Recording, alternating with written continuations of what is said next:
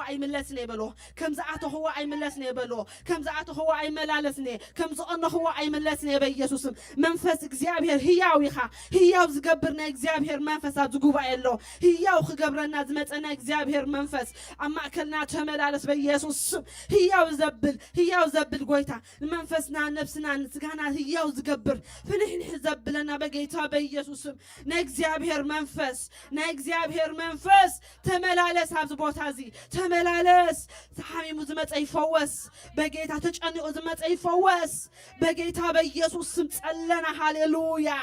ريمان تيلي بدن يانا ماسي قويتا ريمان تيلي بحندلا بادي يالا رابا ساكاتا اجزابير ريمان تولو بس إلي بغانت يالا ما ساكاتو نسلم انت زي كون اجزابير أبو بيسوس نسلم ستاف زي كوننا قويتا مالتنا خوي نخن عطنالكا مالتنا خوي نخن قلقلكا مالتنا خوي نخن سوا الكا اجزابير تسألوه هاليلويا أبو نهزب خاردا نهزب موقاس هزي ردا اجزابير نهزب أباقعي زي ردا قويتا أبو بقيتها بيسوسم نعاخذ بك مسوعات خنسوق اجزابير أبايتنا بحبرة قويتا نعاخذ بك اجزابير نستخاتش تتو مسوعات خنسوق الكامن قويتا أبو اخترد أنا نسأل لنا اجزابير أملاخي أبو ريمان تيلي بيغانتا ريمان تيلي درادي أنا ماسا قويتا أبيت كأبيتي تايلو بقى أو أسبرختن هوتنا لو يلقى حقويتا لو ما عند أسبرخت زير كبن بلوه زي هوت زير كبني ناتي أبيت كازولو برختن هوتن قويتا يركبني لو ما عند بلوه هاليلويا كم زو أنه هو صعيد اللي قويتا بلوه تنكفن قويتا لو ما عند بلوه بقى أبو نتسأل لنا منفس قدوس أبو نيول حد دخام زي تدل منفس قدوس كتبرت عنا نسألنا هاليلويا كترد عنا نسألنا قويتا أبو حيلنا خدحدثو نسألنا اجزابير بتنا وش تسمنا خنبرتع منفس قدوس نسألنا قويتا ندلك كاله قويتا بلو ندلك كالنا بلو حواتي هاليلويا يدلك كاله بلو بقى بتنا وش تسابي كبرتع بلو بمنفسي كبرتع بلو هاليلويا سقاك ولا تدخمه سقاك ولا تحممه يلو بقى منفس قنا دلو يلو هاليلويا كيد مسبلك هاي زخيد سيطان والحدا تسألعينا تحت اقرنا حواتي أجهم هاليلويا كيد مسبلك هاي زخيد سيطان كيد مسبلك هاي زخيد بقى بالسمية سرحاء مسبلك هاي زرحق هاليلويا سلازي أجهم كافت أب عالم زلون سمع نريء تمسانا زلو يسود أملاخ برتعي آمين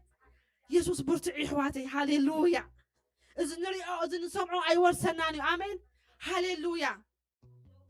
أي ورسنني خبلو بك حما ما يتورسنني خبلو دخا ما يتورسنني خبلو تسفى مقولات أي تورسنني خبلو هاليلويا ترى يتورسنني خبلو بك إجزابير هياوي بلو هزب أملاخ هاليلويا أي تورسنني خبلو هزب أملاخ هاليلويا بل تزارب هاليلويا أي تورسنني خا أي تورسنني خا زي أو سمعوا أي تورسنني خا جنا هاليلويا جنا قبر أبوي كجبر يدوم يسوع هاليلويا ما عالت خلاص قبر تزلع خلنا خجبر يلو هاليلويا سلاز جنا هاليلويا عبيت أملاخي كم لمعت أولي بلو هاليلويا أجهم تزاربوا هاليلويا أسرحوا ونقويتا هاليلويا نتعوشتهم زلوا منفسك تتزاربوا خلوهم يسرحوا سلاز تصليوا هاليلويا تزارب كايو متأني هتفوز حزب أملاخ هاليلويا أي تورسنني خبر تزريو تسمعوا أي تورسنني خبر بك هاليلويا يسوس أبي برتعي بلو حزب أملاخ هاليلويا برتعيو هاليلويا هياو أملاخ زملخ هاليلويا هياو كجبرني سمسايا لو هاليلويا يان تلاباس إكاتورا مانتي لبيجان تلاباس شيكات يلا مسا هاليلويا بلو بك بلو تصلي حزب أملاخ أبراهام سي بقى ممات سجون ممات محط أنصار عرانا عايز يلو بقى نمأماس عيد خمن يلو هاليلويا عيد خمن بلو بقى هاليلويا تسفى أورط نيرو كهوني هاليلويا تسفى يكون نور حزت أمتو نيرو تسفى أبزو أورط قالو أبراهام نعنا يلو نبحث أمدي نبت بحر وزو نيرو نبحث أبحري سلازي قويتالو ما أنت تسفى حدث أبزلو أمين يسوس قويتايو تسفى تاتكا حدث قويتا مساخايو هزب أملاخ نسو هياو كجبرك مساخايو هاليلويا عجوها نمأمان نأملاخ انتهيلو كبرن دهابي نمأمان برتعيلو هاليلويا نأملاخ كبرن دهابي هاليلويا تخيلي خاندا بلا بقى لو مول هياوي خاب نجاراتي ندا بلا هاليلويا ودمي تعمد كنسي لو بقى هاليلويا ويتا بلو تخيلي خا كنا تاتك تلوط أبلو هاليلويا سخا هياوي خا سخا الله بلو أمين هاليلويا ويتا نأمنا كالنا بلو هاليلويا يأمنا كالو خبلو بقى نزيم أمانة يدقف قويتا بلو هاليلويا تسفاتاتي حد الصوب بلو هاليلويا ريمان تولو بوش إلي بيغان تولو مان تلدري أنا ما كاتا قويتا بتنا وشت سبي كبرت أتسألخ لو ما أنت قويتا أبو أتنا حيل وشت أو سبنا خنبرت حابت رستخبرها أبل علينا انتاي مخانو خنفلت إكزيابير ريمان تولو باسا كاتا يعنت لبنانا كتكفت نسأل لنا منفس قدوس يعنت لبنانا بريهو تسفات وعنا انتاي مخانو خنلالي أبو نسأل لنا لو ما أنت هاليلويا نسأل لنا إكزيابير أبو عنتانا نبخا ملعالكو خنلنا هاليلويا بلو بكا يعنتينا بخا خطمتها قويتا يعنتينا بلعال خطمتها إكزيابير ردعني بلو هاليلويا ريمان تهلي باش إلي بيغانتا ردعني بلو حواتي ردعني بلو بك هاليلويا ريما ساكاتا راماكاتا حواتي هاليلويا ردعني انتي كالعلنا بخا قويتا ردئتي كبخا مخانو فليت أخل عل قويتا هاليلويا سألنا اكزيابه ربو ريمان تهلي بانا دارابا سيبادا دي أنا ماكاتا إلي بيغانتو لمان تهلي باغانتي يالا باسا أبو يعنتنا مسناي أداونا لبنا مسناي أداونا نابخا خنا العل أبو بيسوس نسألخو هاليلويا እግዚአብሔር أبو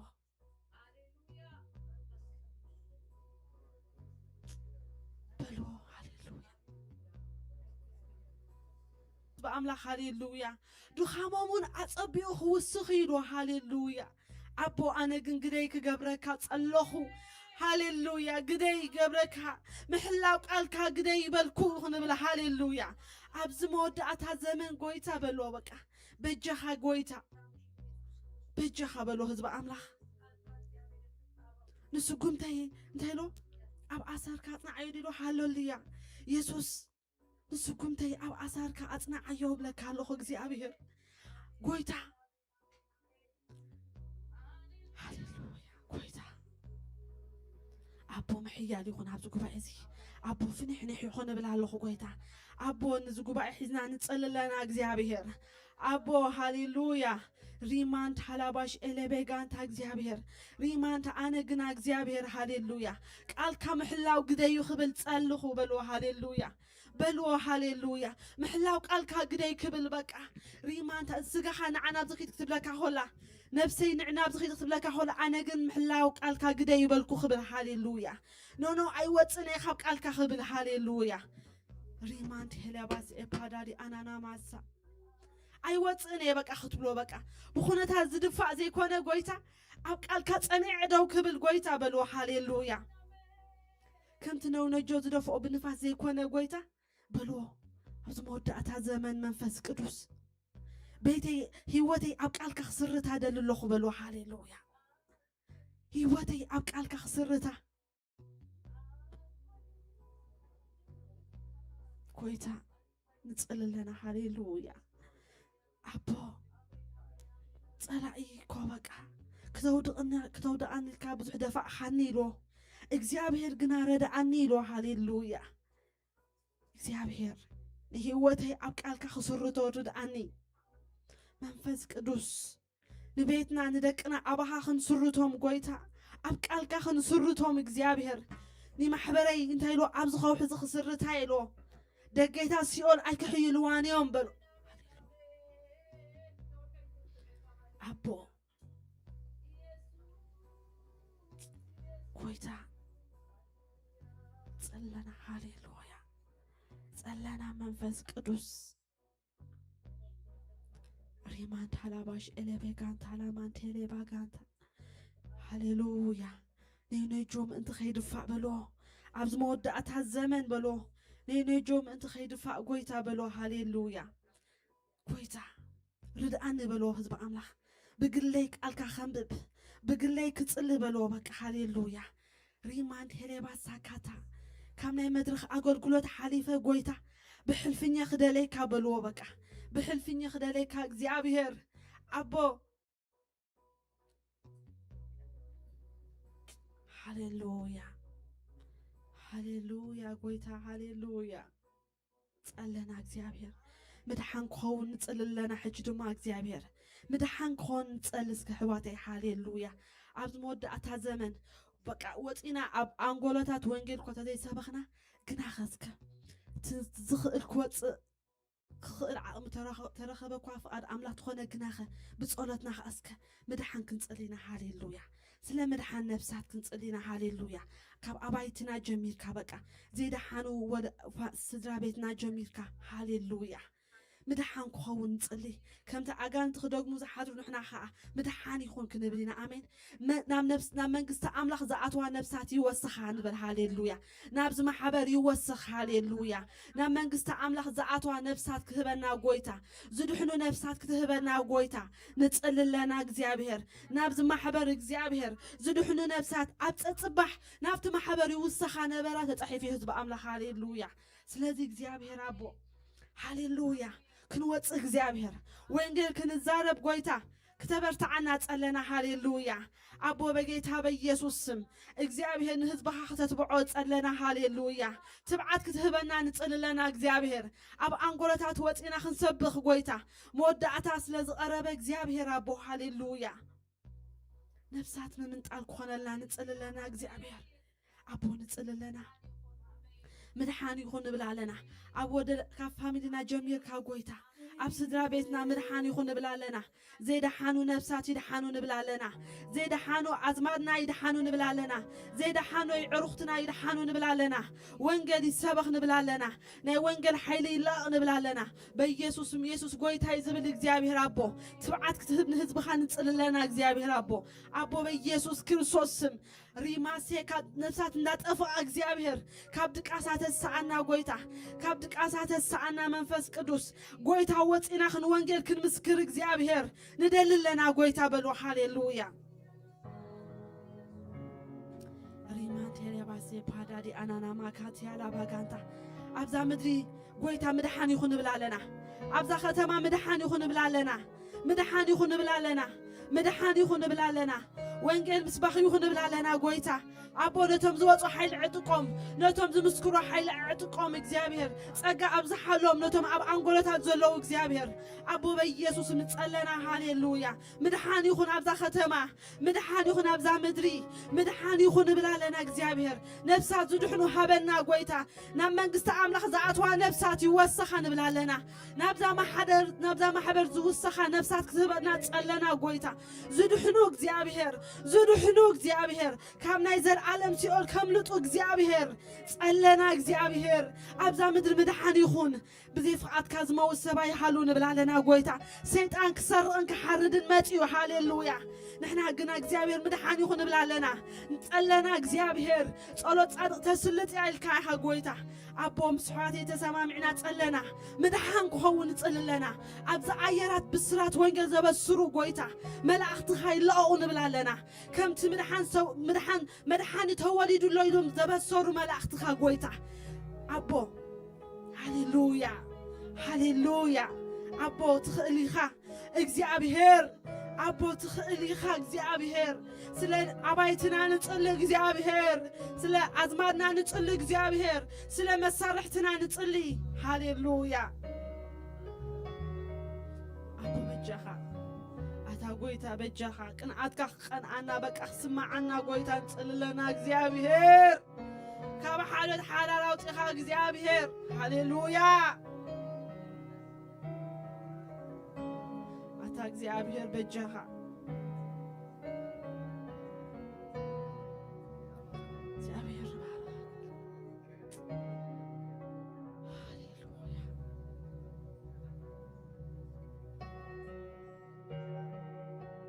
إجزابير أتا قويتا بجخا بلو بجخا بلون قويتا أتا قويتا بجخا بلو هزب أملاخ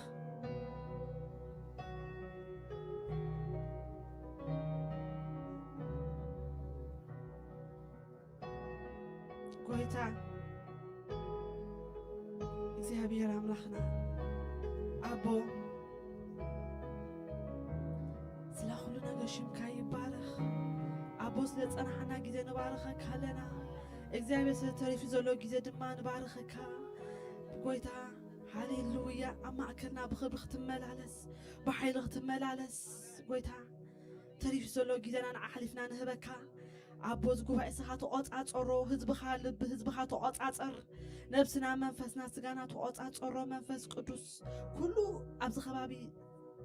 ናይ ሰይጣን ሓይሊ ኩሉ ይተኣሰር ንብል ኣለና ልብ ህዝብኻ ዝሰርቕ ዘበለ ሓሳብ ህዝብኻ ዝሰርቕ ዘበለ ጎይታ ብስም ኢየሱስ ንኣስሮም ኣለና እኩያት መናፍስቲ ንኣስሮም ኣለና ኣብ ዓየራት ኮይኖም ጎይታ እግዚአብሔር ኣምላኸይ ዝቃወሙና ዘበሉ ኩሉ ኣሰራርሓ ናይ ጸልማት ገዛእቲ ዓለም ኩሉ ንኣስሮም ኣለና በኢየሱስ ስም ዝጻረሩና ዝቃወሙና ዘበሉ ንኣስሮም ንቃወመና ኣለና ብኽብሪ እዚ ቦታ ይሸፈን ብኽብሪኻ ብደበናኻ እዚ ቦታ ዝኣጐልብቦ ጎይታ በምልኾ ክትከብር እግዚአብሔር ኣቦ ብቓል ድማ ንስኻ ክትምህረና እግዚአብሔር ንህዝብኻ ልቢ ህዝብኻ ክትዛረብ ንጽልለና እግዚአብሔር ኣምላኸይ ይመጽእ እግዚአብሔር ይመጽእ መውስቕ ኣይብልን ከም ተጻሕፈ እግዚአብሔር አቦ ልብ ነፍስ ወከፍና ተዛረብ እግዚአብሔር ኣፋለካ ትዛረብ ኢኻ እግዚአብሔር አቦ ተዛረበና በቲ ተፍቅሮ ወድኻ ኢየሱስ ክርስቶስ ሓደ ኣምላኽ ኣሜን ንብል ኣለና ጎይታ ክብሪ ኩሉ ንዓኻ ይኹን ብሽም ኢየሱስ ኣሜን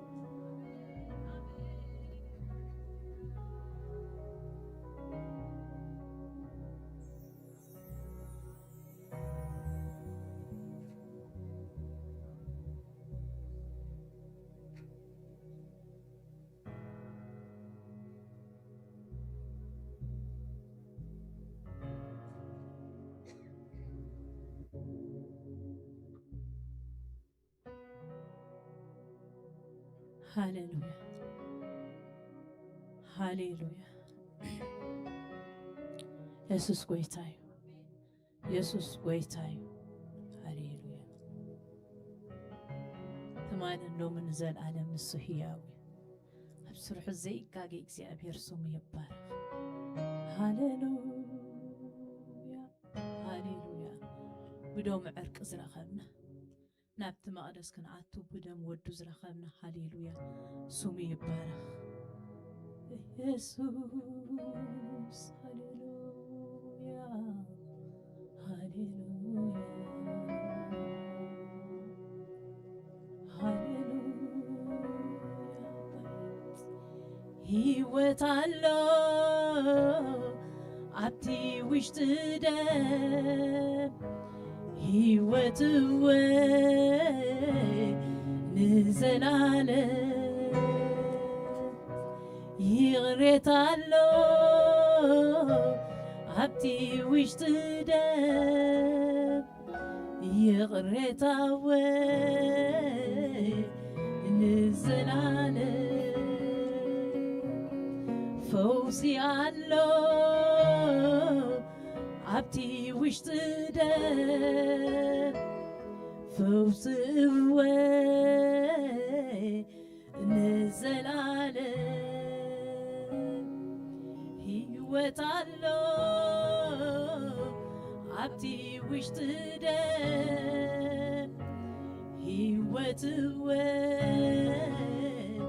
نزلالم يغريت الله عبتي وش تدب يغريت نزلالم محرت الله عبتي وش تدب محرت نزلالم فوسي الله عبتي وش تدب فوس ለዘላለም ደማራዊ አይገድስን ደምድቤላት አየንጽን ሕልናኻ ኣይሓጽብን ካብ ሓጢአት ሓራ ኣይገብርን ደማራዊ ኣይገድስን ደምድቤላት ኣየንጽን ሕልናኻ ኣይገድስን ካብ ሓጢአት ሓራ ኣይገብርን ናይ ኢየሱስ ደም ክቡር ቅዱስ ደም ናይ ኢየሱስ ደም ናይ ኢየሱስ ደም ናይ ኢየሱስ ደም ክቡር ቅዱስ ደም ናይ ኢየሱስ ደም ዝፍውስ ደም ናይ ኢየሱስ ደም ናይ ኢየሱስ ደም ክቡር ቅዱስ ደም ናይ ኢየሱስ ደም ናይ ኢየሱስ ደም ናይ ኢየሱስ ደም ክቡር ቅዱስ ደም ናይ ኢየሱስ ደም ዘድሕን ደም ናይ ኢየሱስ ደም ናይ ኢየሱስ ደም ክቡር ቅዱስ ደም ናይ ኢየሱስ ደም ናይ ኢየሱስ ደም ናይ ኢየሱስ ደም ክቡር ቅዱስ ደም ናይ ኢየሱስ ደም ዝቅድስ ደም ዝቅድስ ደም ናይ ኢየሱስ ደም ናይ ኢየሱስ ደም ክቡር ቅዱስ ደም ናይ ኢየሱስ ደም ናይ ኢየሱስ ደም ናይ ኢየሱስ ደም ክቡር ቅዱስ ደም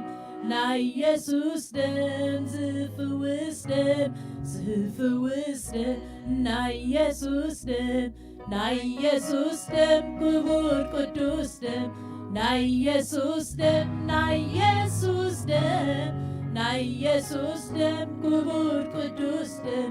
ናይ ኢየሱስ ደም ዘናግፍ ደም ዘናግፍ ደም ናይ ኢየሱስ ደም ናይ ኢየሱስ ደም ክቡር ቅዱስ ደም ናይ ኢየሱስ ደም ናይ ኢየሱስ ደም ናይ ኢየሱስ ደም ክቡር ቅዱስ ደም ናይ ኢየሱስ ደም ዘንጽህ ደም ዘንጽህ ደም እቲ ምስጢር ኣብቲ ደም ዘሎ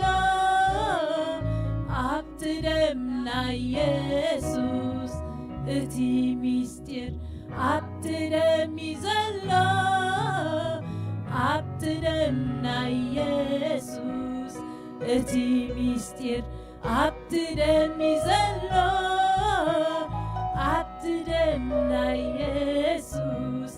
እቲ ምስጢር ኣብቲ ደም ዘሎ ኣብቲ ደም ናይ ኢየሱስ እቲ ምስጢር ኣብቲ ደም ዘሎ ኣብቲ ደም ናይ ኢየሱስ ናይ ኢየሱስ ደም ክቡር ቅዱስ ደም ናይ ኢየሱስ ደም ናይ ኢየሱስ ደም ናይ ኢየሱስ ደም ክቡር ቅዱስ ደም ናይ ኢየሱስ ደም ዘድሕን ደም ዘድሕን ደም ናይ ኢየሱስ ደም ናይ ኢየሱስ ደም ክቡር ቅዱስ ደም ናይ ኢየሱስ ደም ናይ ኢየሱስ ደም ናይ ኢየሱስ ደም ክቡር ቅዱስ ደም ናይ ኢየሱስ ደም ዝፍውስ ደም ዝፍውስ ደም ናይ ኢየሱስ ደም ናይ ኢየሱስ ደም ክቡር ቅዱስ ደም ናይ ኢየሱስ ደም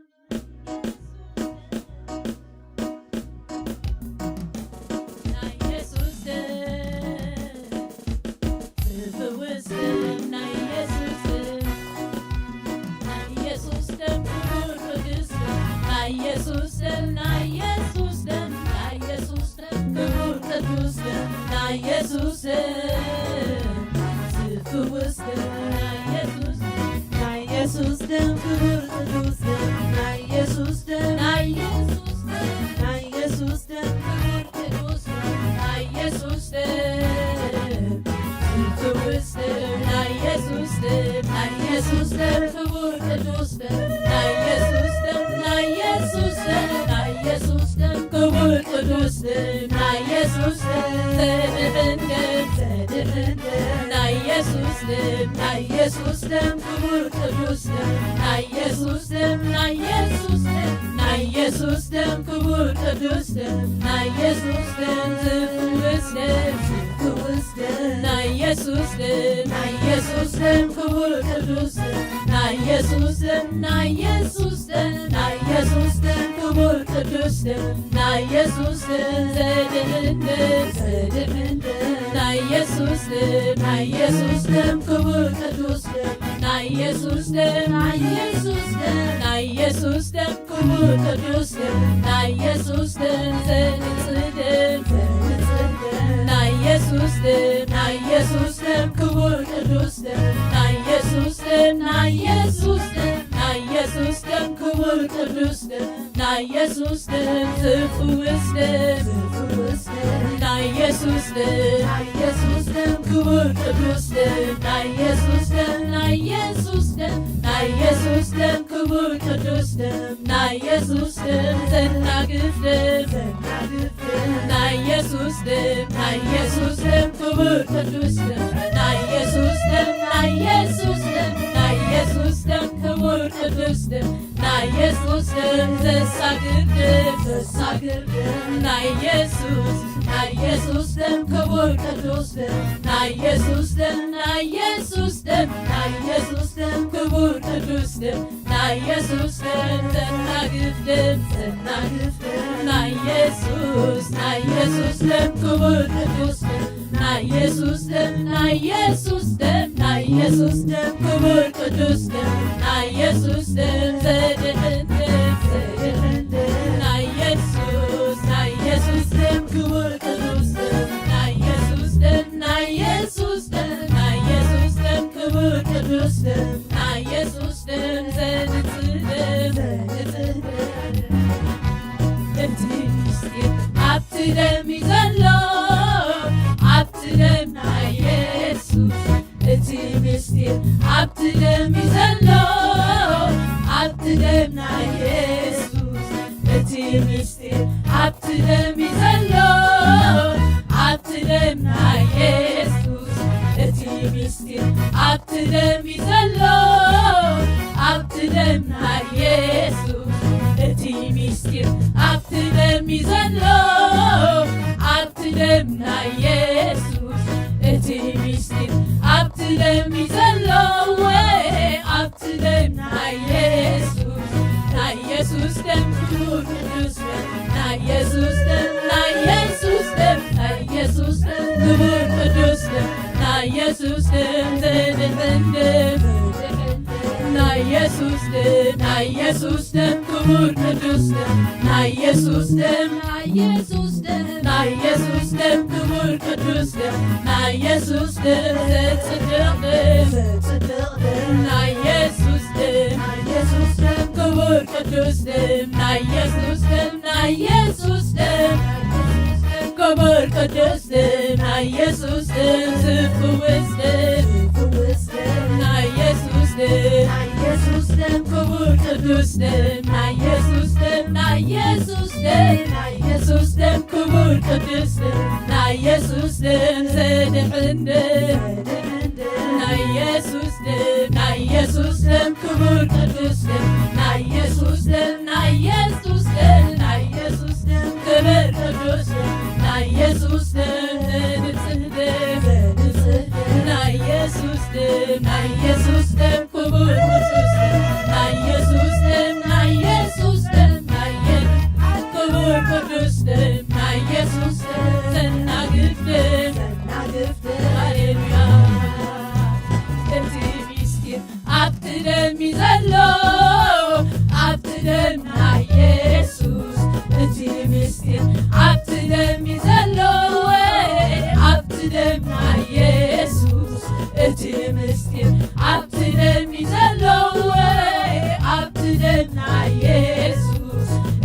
ምስጢር ኣብቲ ደም ዘሎ ኣብቲ ደምና ኢየሱስ እቲ ምስጢር ኣብቲ ደም ዘሎ ኣብቲ ደምና ኢየሱስ እቲ ምስጢር ኣብቲ ደም ዘሎ ኣብቲ ደምና ኢየሱስ ዘለኻ እወ ዘለኻ ባሕዳበለኒ የምልኽ ንዓኻ ኣታዘለኻ ኣታዘለኻ እወ ዘለኻ ባሕዳበለኒ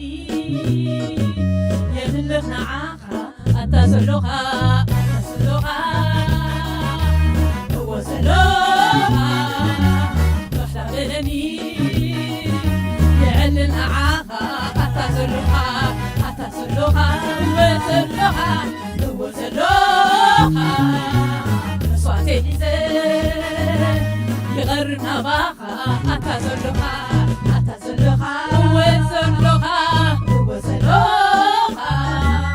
بحدا بلني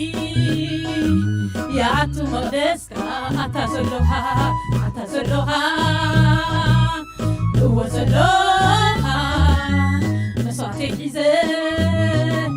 يمتنا باخا أتازلوها أتازلوها وزلوها بحدا بلني يملك نعاها أتازلوها أتازلوها وزلوها وزلوها بحدا بلني يمسك نعاها أتازلوها أتازلوها وزلوها وزلوها مسوعتي حزين يغرنا باها أتازلوها أتازلوها وزلوها بحدا بلني يملك نعاها يا كريستوس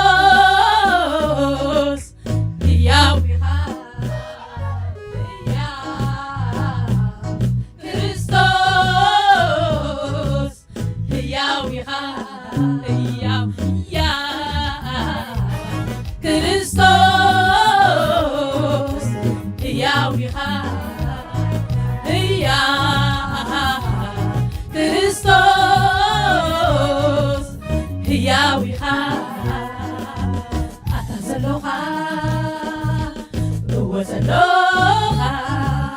بحدا بلني يمرنا باخا أتازلوها أتازلوها وزلوها بحدا بلني يعلنا عاخا أتازلوها أتازلوها وزلوها مسوعتي حزين يغرنا باخا أتازلوها أتازلوها وزلوها وزلوها بحدا بلني يغرنا باخا أتازلوها أتازلوها وزلوها وزلوها بحدا بلني يملك نعاها أتازلوها أتازلوها وزلوها صواتي حزين يا عتنا بخا أتازلوها أتازلوها وزلوها وزلوها صواتي حزين يا عتنا بخا أتازلوها أتازلوها وزلوها وزلوها بحدا بلني يخبرنا عاخا أتازلوها أتازلوها وزلوها وزلوها بصواتي حزين يا عتنا باخا أتازلوها أتازلوها وزلوها وزلوها بحدا بلني يعلن عاخا أتازلوها أتازلوها وزلوها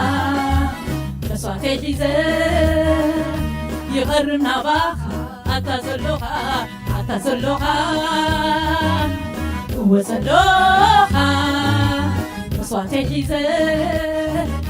የኣቱ መቕደስካ ኣታ ዘለኻ እወ ዘለኻ ደም ኢየሱስ ሒዘ የኣቱ መቕደስካ ሕያው ክርስቶስ ሕያው ኢኻ ሕያው ክርስቶስ ሕያው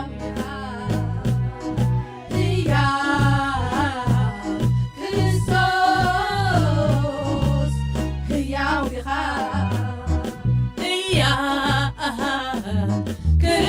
ክርስቶስ ሕያው ኢኻ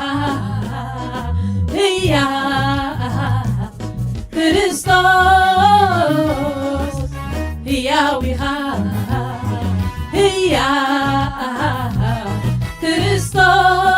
ክርስቶስ ሕያው ኢኻ ናይ ኢየሱስ ደም ክቡር ቅዱስ ደም ናይ ኢየሱስ ደም ናይ ኢየሱስ ደም ክቡር ቅዱስ ደም ናይ ኢየሱስ ደም ዘድህንን ናይ ኢየሱስ ደም ክቡር ቅዱስ ደም ናይ ኢየሱስ ደም ናይ ኢየሱስ ደም ናይ ኢየሱስ ደም ክቡር ቅዱስ ደም ናይ ኢየሱስ ደም ፍውስ ደም ናይ ኢየሱስ ደም ክቡር ቅዱስ ደም ናይ ኢየሱስ ደም ናይ ኢየሱስ ደም ክቡር ቅዱስ ደም ናይ ኢየሱስ ደም ዘናግፍ ደም ናይ ኢየሱስ ደም ክቡር ቅዱስ ደም ናይ ኢየሱስ ደም ናይ ኢየሱስ ደም ክቡር ቅዱስ ደም ናይ ኢየሱስ ደም ዝፍውስ ደም እቲ ምስጢር ኣብቲ ደም እዩ ዘሎ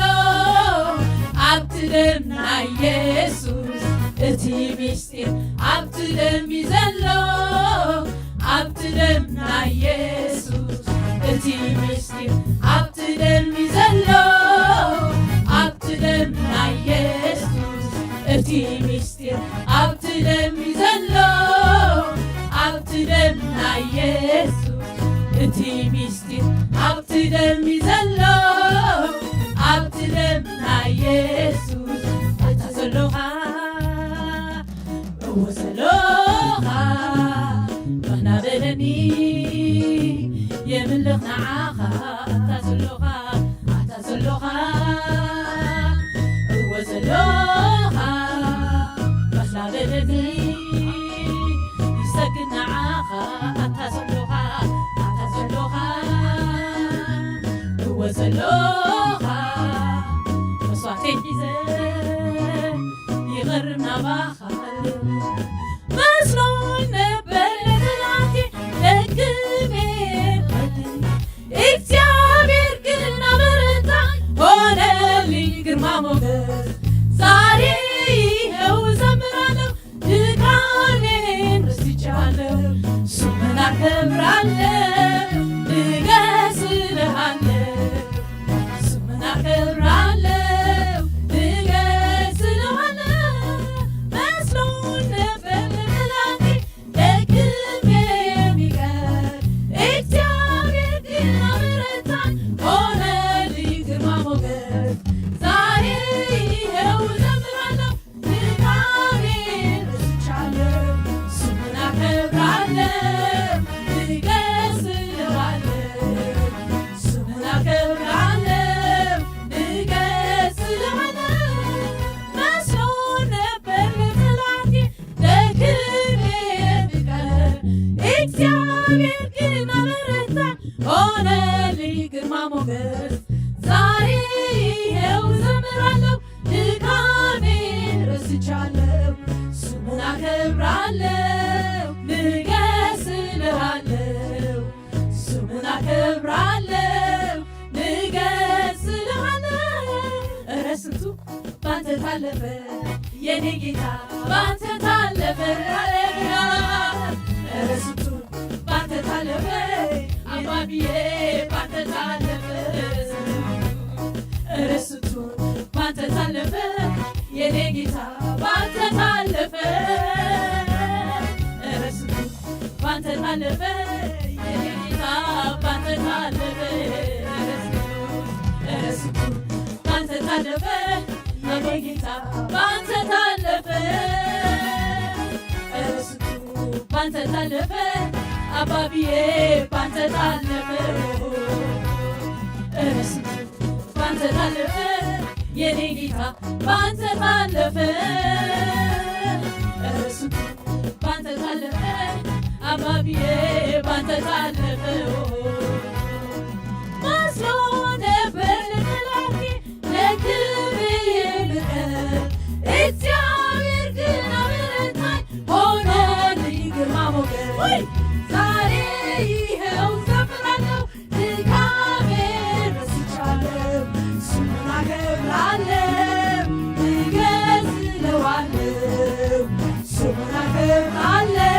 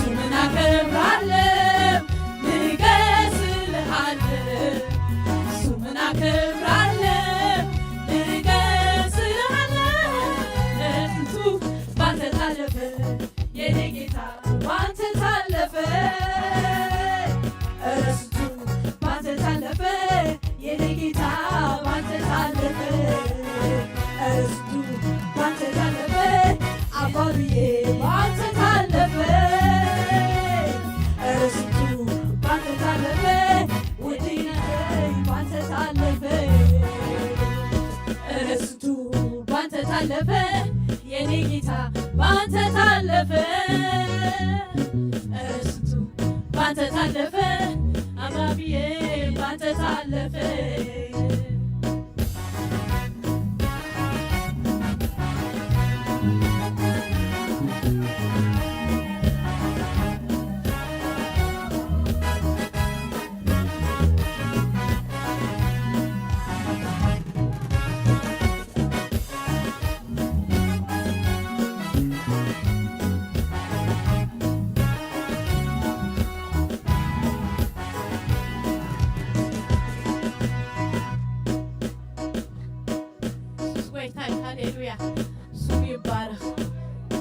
ኢየሱስ ጎይታ እዩ ብሎም ዕርቂ ዝረኸብና ሃሌሉያ ሃሌሉያ ስሙ ይባረኽ ወዲ ኣምላኽ ስምካ ይባረኽ ምሰቦ ዘተዓረቐና ሃሌሉያ ክብሪ ንዓኻ ይኹን ኣቦ ሃሌሉያ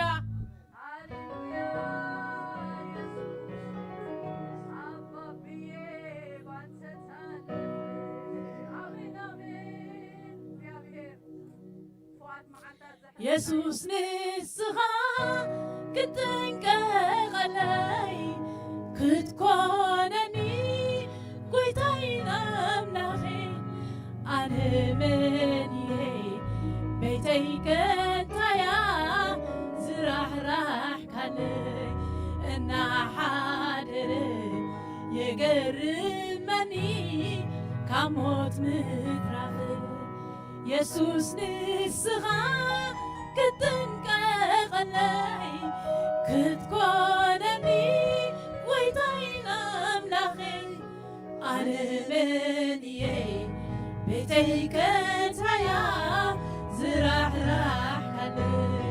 እናዓደረ የገርመኒ ካብ ሞት ምትራፈይ ኣነ መንየ ቤተይ ከንታያ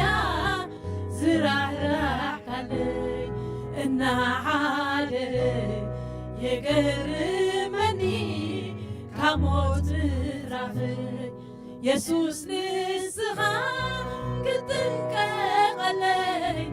ክትኮነኒ ጎይታዬ ኣምላኸ ኣነ መንየ ቤተይ ከንታያ ዝራሕራሕካለይ እናዓደረ የገርመኒ ካብ ሞት ምትራፈይ ኣነ መንየ ቤተይ ከንታያ እናሓደረ ኢየሱስ የገርመኒ ካሞት ምትራፈይ እምልኸካ ካብ ልበይ ዘኪረ ዝገበርካለይ እምልኸካ ውሽጠይ ምሕረትካ ካበብዛሕካለይ እምልኸካ ካብ ልበይ ዘኪረ ዝገበርካለይ እምልኸካ ካብ ውሽጠይ ምሕረትካ ካበብዛሕካለይ ሃሌሉያ ሃሌሉያ ኢየሱስ ስምካ ይባረክ ኢየሱስ ስምካ ልዕል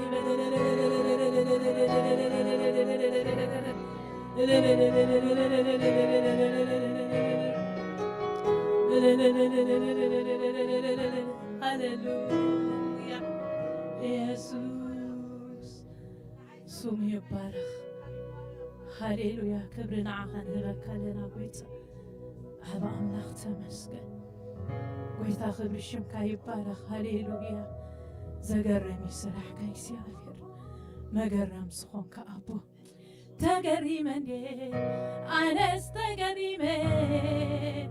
ብግብርታትካ ኣምላኸ ተገሪመ ኣነስ ተገሪመ ብዙሕ ምሕረትካ ኣምላኸ ተገሪመ ተደኒቐ ኣነስ ተደኒቐ ብዙሕ ፍቕርኻ ኣምላኸ ተደኒቐ ተገሪመ ኣነስ ተገሪመ ብዙሕ ምሕረትካ ኣምላኸ ተገሪመ ተደኒቐ ኣነስ ተደኒቐ ብዙሕ ፍቕርኻ ኣምላኸ ተገሪመ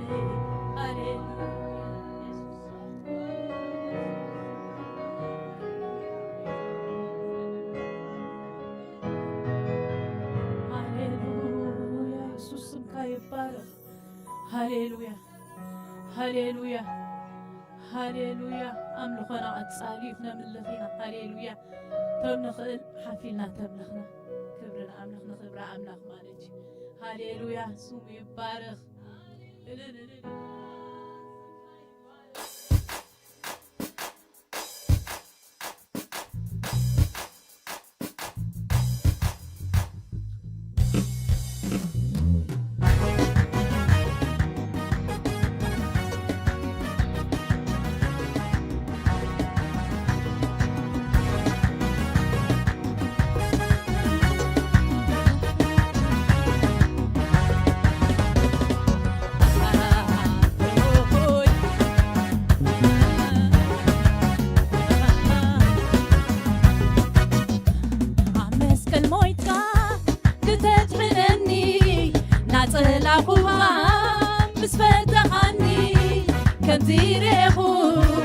ኣገሪሙኒ ዘይንቡር ኮይኑስ ኣደኒቑኒ ሓያል ፍቕርኻ ሓይሊ ኮይኑኒ ክዝምረልካስ ይድርኸኒ ኣብ መስቀል ሞይትካ ክተድሕነኒ ናጸላኹኻ ምስ ፈተኻኒ ከምዚ ርኤኹ ኣገሪሙኒ ዘይንቡር ኮይኑስ ኣደኒቑኒ ሓያል ፍቕርኻ ሓይሊ ኮይኑኒ ክዝምረልካስ ይድርኸኒ ክዝምር እየ ኣየቋርፅን ንዓኻ ክዝምር እየ ኣየቋርፅን ንዓኻ ክዝምር እየ ከምልኽ እየ ኣየቋርፅን ንዓኻ ከምልኽ እየ ክዝምር እየ ኣየቋርፅን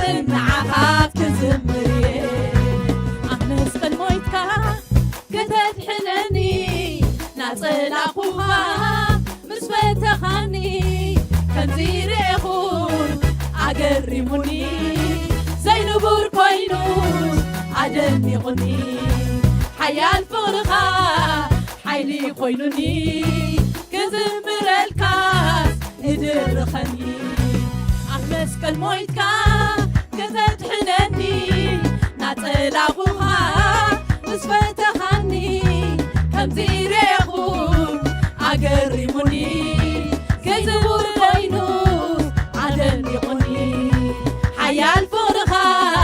حيلي كوينوني كزمر الكاس ادرخني كزمريه عيب قالت نعاس كزمريه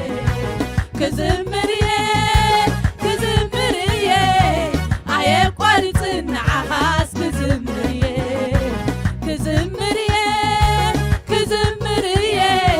عيب قالت نعاس كشبشبيه عيب قالت نعاس كشبشبيه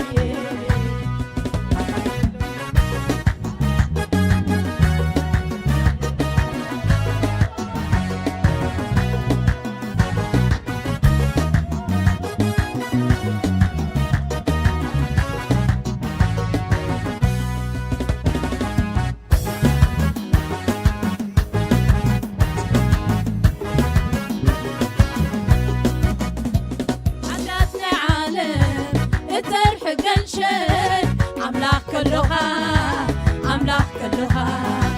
عبيت عقستي حكام عابيرو كتارروها عليك خبر توارك علي حسار مكرا سقر كاسلي كتتصبغو زل عالمي زمن هيوتي እዝምረልካ ክሳዕ ዘለኹ ከመስግነካ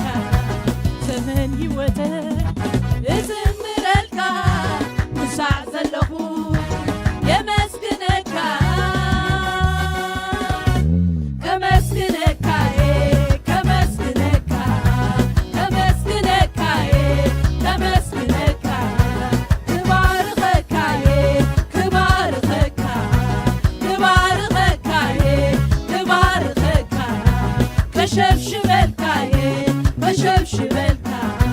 ተሸብሽበልካዬ ተሸብሽበልካ